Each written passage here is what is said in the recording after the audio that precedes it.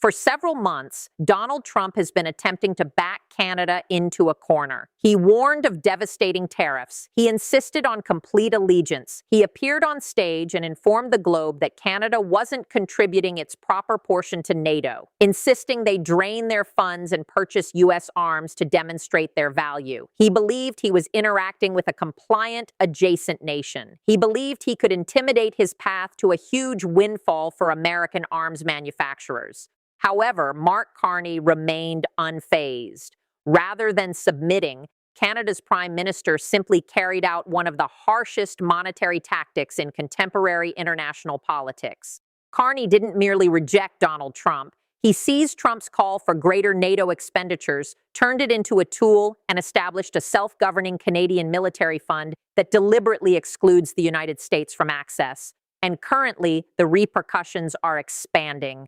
American arms equities are trembling. The capital is rushing around, and the international structure is transforming directly before you. In the upcoming short period, I'm about to reveal to you precisely what altered, who reacted with alarm initially, and why this intense confrontation along the upper frontier will affect your finances, your protection, and the outlook for the U.S. economy. This is precisely what recently occurred. For many years, the United States has functioned based on a quite particular belief. Canada serves as our lesser associate. When America enters conflict, Canada tags along. When America constructs combat aircraft, Canada acquires them. The American arms sector depends on vast sums and agreements moving effortlessly over the upper frontier. Donald Trump chose to challenge that belief. He examined Canada's military allocation, noticed it fell short of NATO's 2% GDP goal, and initiated an unyielding effort of open embarrassment.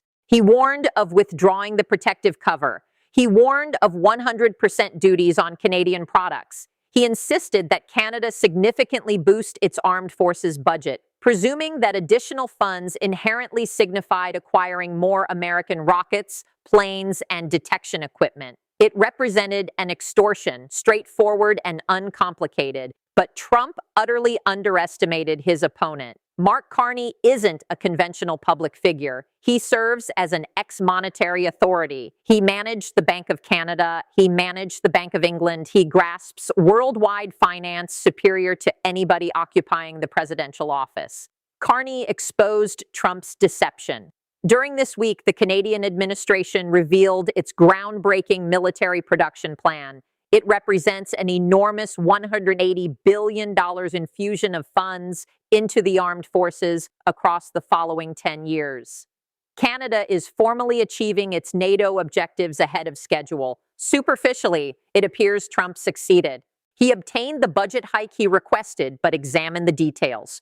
Carney's fresh approach is grounded in a severe, inflexible structure: construct, collaborate, acquire.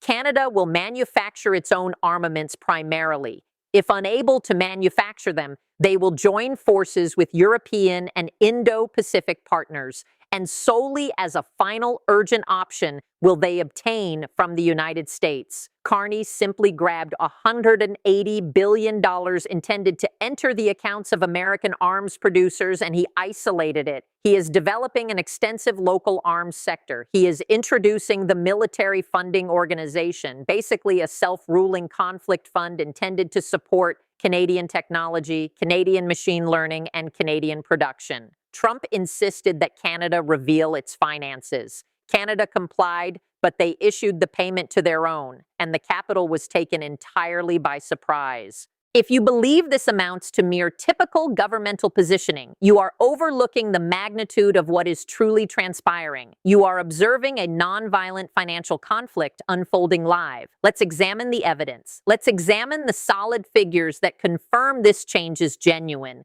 and why the military headquarters is discreetly panicking privately. Evidence item 1, the $180 billion barrier. We must grasp the pure amount of capital shifting at present. Canada is pledging an expected $125 billion secondary financial advantage by 2035. They are generating 125,000 well-compensated positions in their personal military area. Carney has required that the portion of military purchases given to Canadian companies has to increase to 70%.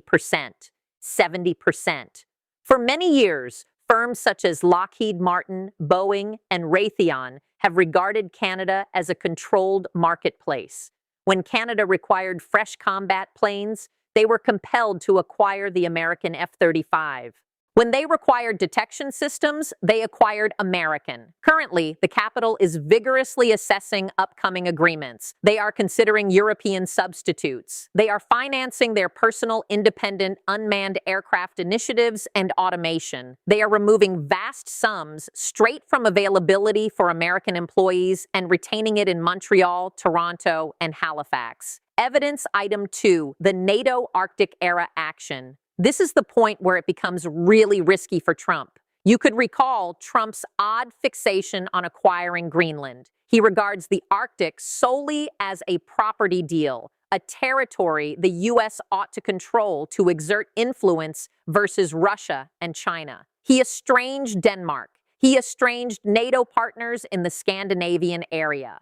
While Trump was issuing spontaneous warnings on Truth Social, Mark Carney was making calls. Canada has subtly positioned to render NATO's Arctic era program a lasting element of the coalition's activities.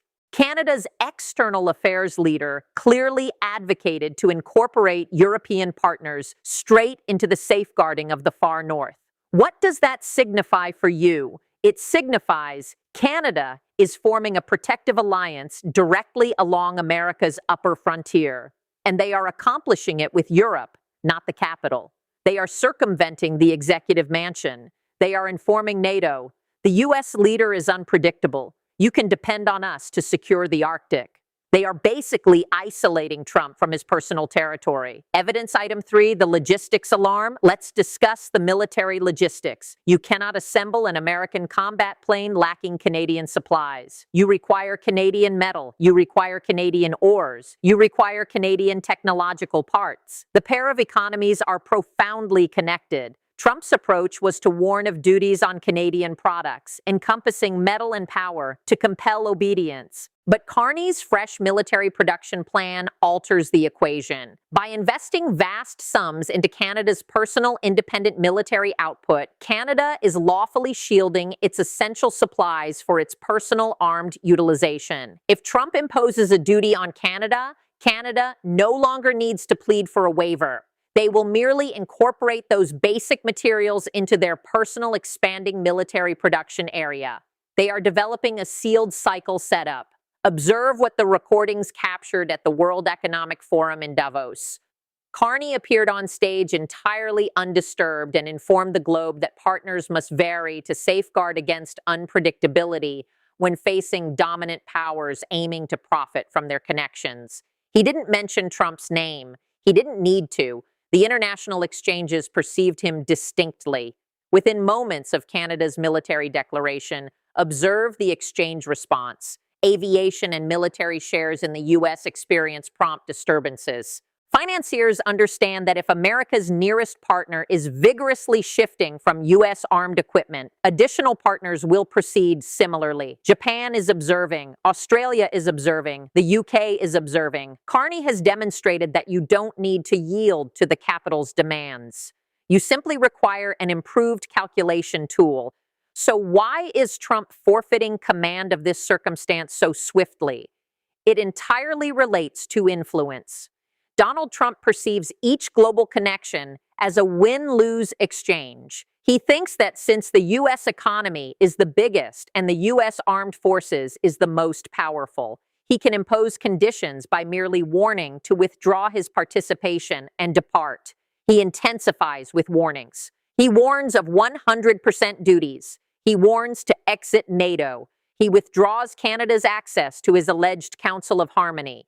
He labels Mark Carney a provincial leader to attempt to diminish him, but Trump is ensnared by his personal methods. When you warn your partners repeatedly, you don't render them faithful. You render them ready for an existence lacking you. Let's follow the origin and outcome here since it immediately influences the American economy. Trump warned duties on Canada, so businesses halted their transfrontier commitments. Logistics became anxious. To safeguard their economy, the Canadian administration concluded they could no longer trust the U.S. as a consistent associate, so they developed the military production plan, now vast sums in armed agreements that would have produced employment in Ohio, Texas, and Virginia are remaining in Canada. Costs increase, American employees miss out on agreements, and American electors experience the pain. Trump desired influence. Instead, he provided Canada the ideal justification to proclaim separation from the American armed production network.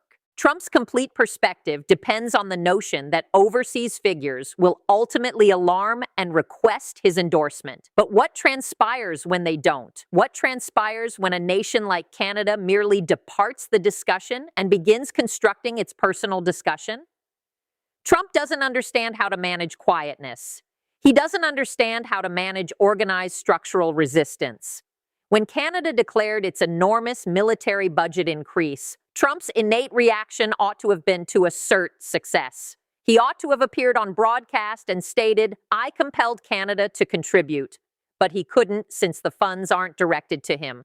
He is comprehending live that his America priority principle has swiftly transformed into America isolated. He is observing the international structure reorganize itself to navigate past the capital like it's a faulty connection. And since his leadership has depleted the Foreign Service Foundation, retaining solely supporters and flatterers, there is nobody present to inform him that his approach is disastrously failing. He insisted on compliance. Canada selected alternatives, and Trump possesses no response action. This leads us to the fundamental distinction in guidance and why Mark Carney's action is so ruinously successful. Carney doesn't battle like Trump battles. Trump battles with anger, all caps online updates, and spontaneous administrative directives. He flourishes on disorder. Carney flourishes on structure. He employs frameworks. He employs coalitions. He employs the stark, firm pull of international exchanges. When Trump assaults, Carney doesn't approach the speaker and launch offenses in return. He approaches his advisors and composes a decade-long acquisition regulation. He converts stress into influence. Consider the mental difference here. Trump is frantically attempting to establish he is the dominant force present. He attempts to disgrace partners to display his home supporters how strong he is. Carney comprehends that genuine authority doesn't require shouting. Genuine authority is silently transferring $180 billion beyond your competitor's grasp while grinning courteously for the recordings. Carney is conducting an expert session in what international tacticians term independent strategy. For many years, Canada embraced a specific degree of reliance on the United States since the U.S. was a foreseeable democratic partner. That period has concluded. Carney acknowledged that the U.S. under Trump is no longer a dependable associate. It is an unstable danger, but you can't merely proclaim separation immediately. You must construct the framework of separation. That is what the Defense Investment Agency, this fresh conflict fund, truly represents. It is Carney constructing a monetary stronghold. By pledging to support Canadian military technology, machine learning, and advanced computing, he is guaranteeing that the armed forces of tomorrow won't depend on program updates from Silicon Valley or equipment from the military headquarters. Carney is additionally engaging in the alliance activity. While Trump is estranging Europe, Carney is vigorously pursuing them. He is informing France, Germany, and the UK, "We possess the supplies, we possess the Arctic entry, and we possess the funds. Let's construct jointly." This establishes enormous trust with the exchanges. Financiers despise unpredictability. Trump represents the essence of unpredictability. Carney is providing a decade-long, officially obligatory, completely supported guide for military production. If you are an aviation executive, where are you placing your funds? In a nation where the leader might randomly impose a 50% duty on your components the following day, or in a nation with a consistent, foreseeable government-supported production plan, Carney is engaging in a 2-decade strategy of chess. Trump is engaging in a 1-day strategy of media management, and currently the strategy expert is securing the field. So let's expand the view. what does this signify for you? Even if you lack interest in Canadian governance, even if you couldn't locate Ottawa on a chart, Canada influences your existence. If you are an American, this change will impact you straight. Consider American production. The U.S. military area hires vast numbers of individuals. It depends on large-scale efficiencies. When associated countries acquire American planes, armored vehicles, and programs, it reduces the expense for the U.S. Armed Forces and maintains American plants operating.